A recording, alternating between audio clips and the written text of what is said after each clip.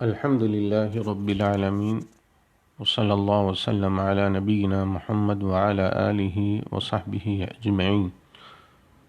حقوق اللہ ہو یا حقوق العباد، ہر ایک کا حق ادا کیا جائے۔ اگر کسی کا حق نہ ادا کیا جائے تو یہ ادائے امانت کے منافی ہوگا۔ اگر کوئی شخص کسی پر اعتبار کر کے امانت رکھوائے تو صاحب امانت کو اس کی امانت واپس کر دی جائے۔ صاحب حق کو اس کا حق لوٹانے میں بلا وجہ ٹال مٹول کرنا یہ رویہ درست نہیں۔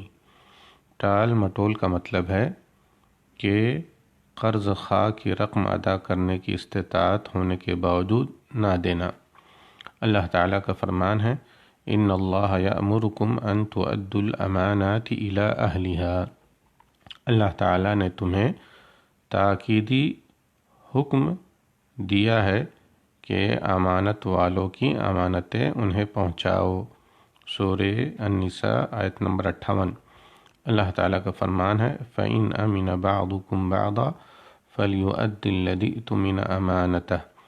اگر آپس میں ایک دوسرے سے مطمئن ہو تو جسے امانت دی گئی ہے وہ اسے ادا کر دے۔ سورہ البقرہ آیت نمبر 283۔